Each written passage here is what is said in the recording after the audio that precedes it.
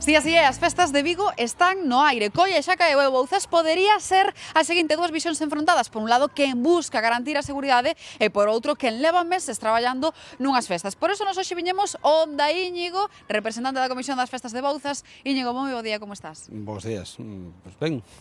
De momento, ben, como vos enteraste desde a cancelación das festas de Colla?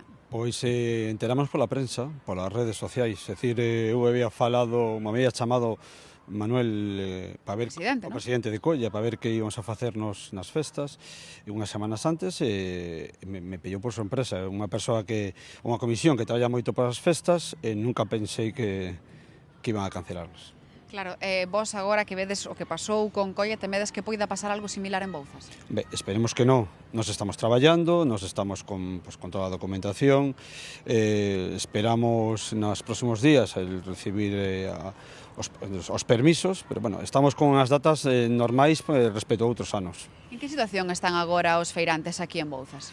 Pois, bueno, hai algún feirante que xa comunicaronlle que non podían e tal, pero outros están esperando a comunicación do Concello para ver se poden cumprir ou non. Porque agora, a día de hoxe, temos xa os permisos para poder celebrar as festas de Bouzas? No, todavía non temos os permisos, pero bueno, estamos dentro da normalidade das datas de a concesión dos permisos.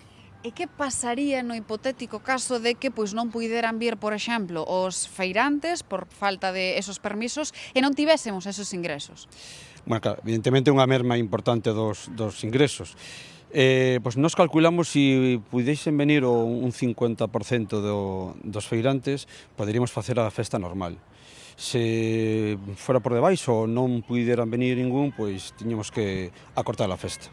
Entendo que o forte das festas de Bouzas sempre foron os fogos de artificio, aí intentades non reducir, non?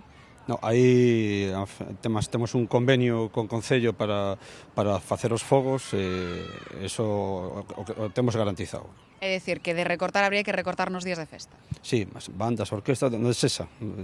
É como unha casa, ¿no? Cando falta ingresos, pois tens que quitar de algún sitio.